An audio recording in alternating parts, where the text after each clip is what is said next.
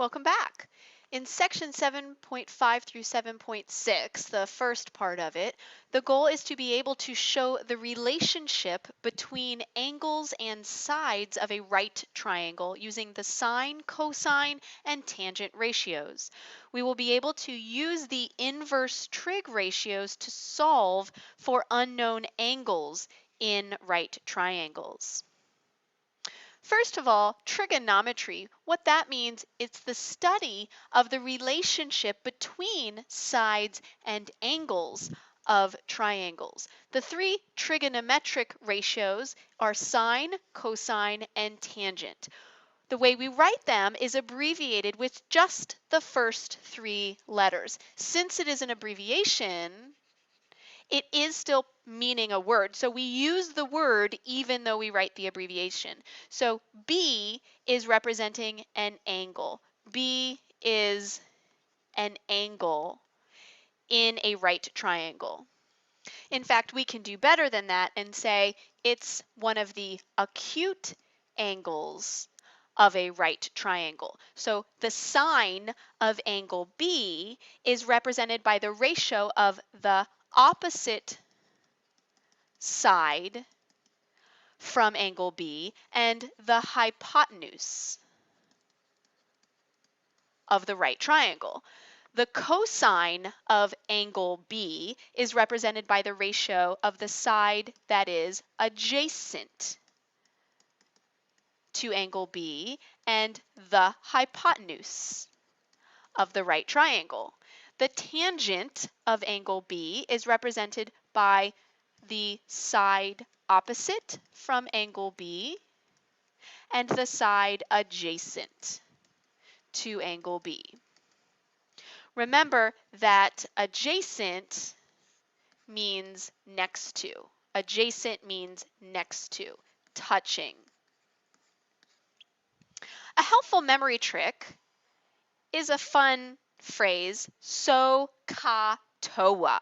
Say it with me, so ka toa. So ka toa. Say it with me, so ka toa. Another way to write it, which is a more helpful way, so ka toa, because sine is this ratio, cosine is this ratio, tangent is this ratio. Opposite over hypotenuse, adjacent over hypotenuse, and opposite over adjacent. So ka toa. Anytime we use a trig ratio, we want to remember SOHCAHTOA. It will help us. So use this as a memory trick, as an aid to help you remember. And always write this for every problem that you do. So writing trig ratios. First of all, I see that I'm going to be using sine, cosine, and tangent. So near this problem, I'm going to write SOHCAHTOA.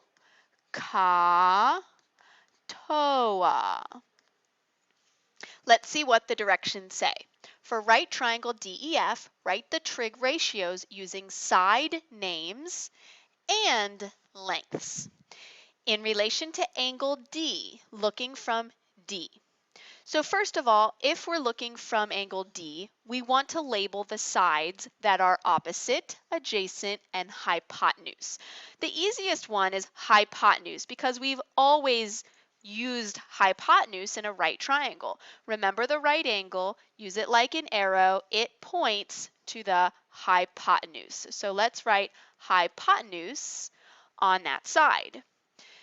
Then D, from D, we want to know opposite. Well, opposite means across the triangle, not touching D. If we were to cover up D, the side that we still see that's not covered up, see, I can cover up D, the side that we still see is side EF. So that one is opposite. Or we can point across the triangle, across from D, not touching D, is the side that doesn't use the letter D, EF. This side is opposite. The side that's touching D is the side that's called adjacent. Now it'll be easier to do this if you label the hypotenuse first. Hypotenuse touches D, adjacent touches D, and opposite's the leftover side. You could think of it that way. So let's start by thinking about so, because the first one I have is sine. Sine is opposite over hypotenuse. So from the picture that I have, opposite is side EF. Hypotenuse is side DF. That is using the side names. This is the way to write it according to the side names. Then using the lengths, opposite is 3, hypotenuse is 5, so 3 over 5. Side names and lengths. This is with the names, and this is for the lengths. Let's try the next one. Cosine. So remember, so, ka, toa. Cosine is adjacent over hypotenuse. So all we have to do is look at what we labeled. Adjacent is DE. Hypotenuse again, DF. This time the numbers are 4 and 5, so 4 over 5. Let's do tangent. OA, TOA. So that's OA, opposite over adjacent. Opposite says this side, EF, and adjacent says this side, DE. That's the ratio of the sides looking from angle D. The numbers are 3 and 4, 3 over 4. Now a couple of things to remember. Opposite and adjacent depend on from which angle you look. So looking from angle D, that's the opposite, but not if we look from a different angle. Also, only look from the acute angles, never from the right angle. Why is that?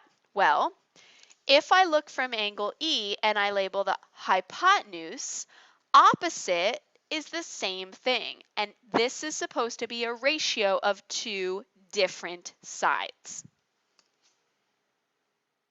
Let's do it looking from angle F. This time circle angle F and figure out where the sides are.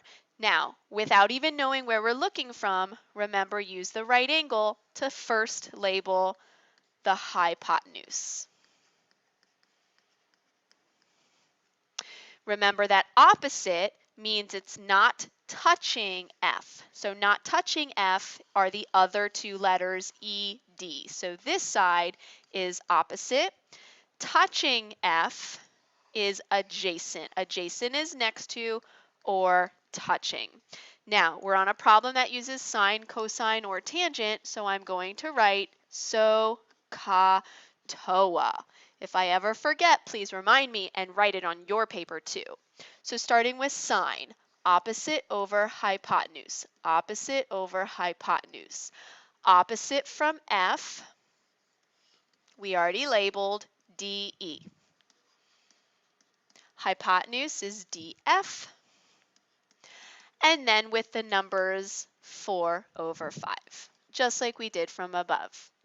How about you pause the video, try it on your own, come back and see how you did. So did you get it? Here's a little cheer for you if you did.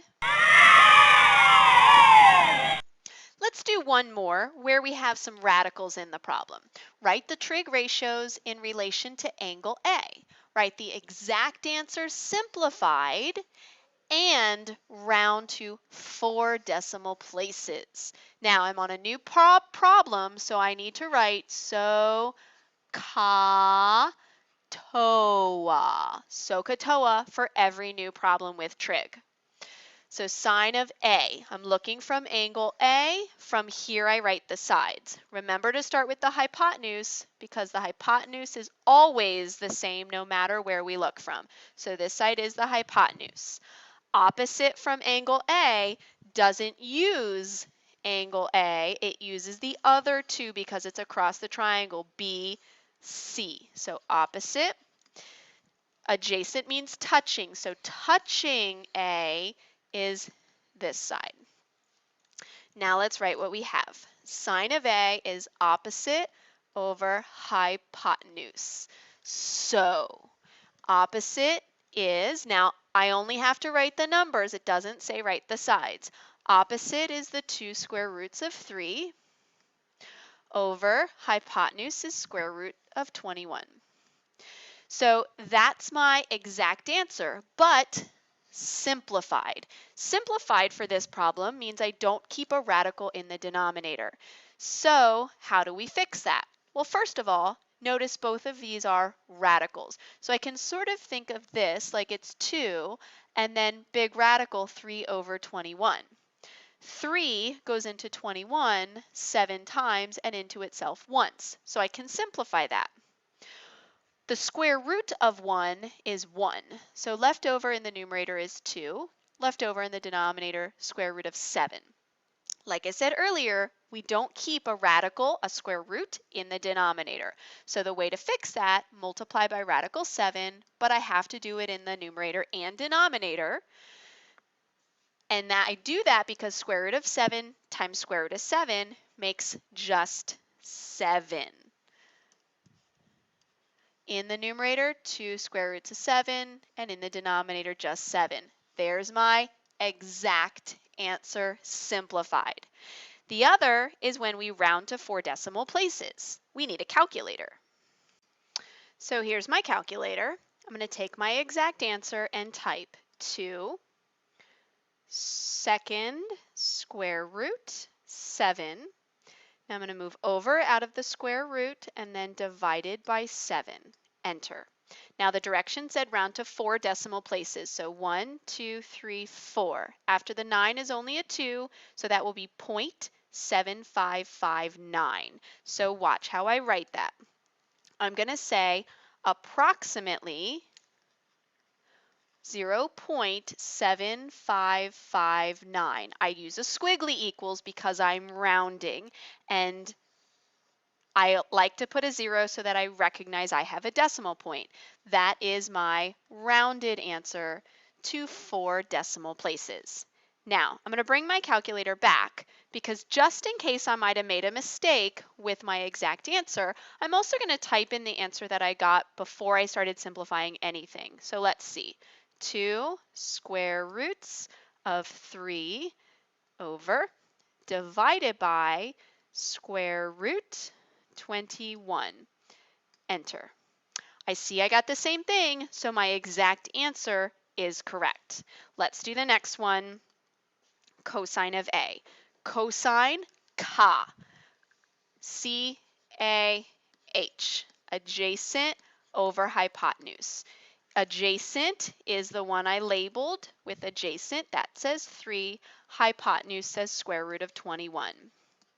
Now I don't have a radical in the top and the bottom, so I'm not going to do like what I did for sine. And I don't have a plain number in the top and the bottom. So all I have to do is the rationalize part. Don't have a square root in the denominator, so multiply the denominator to itself, square root of 21. But remember to do that also in the top. So I have 3 square roots of 21 in the top, in the bottom, in the denominator, plain old 21. Now from what I have left over, the outside numbers can be divided. 3 goes into itself once and into 21 7 times. So 1 times square root of 21 is just square root of 21 over 7. There's my exact answer. Grab my calculator and type in square root 21 over, get out of the square root, divided by 7. Enter. 1, 2, 3, 4. After the fourth number I look. It's a 5. 5 or bigger makes this one round up. 0.6547. 0.6547. 0.6547. And there's my rounded answer. Let's try the last one. Maybe you pause the video, try it on your own, and come back. TOA. Opposite over adjacent. Opposite says 2 root 3. Adjacent says 3. No other radicals, and the radical's not on the bottom, so I'm done with the radicals. 2 and 3 share no common factors, so this is my exact answer. grab my calculator, type it in, 1.1547. And that's it.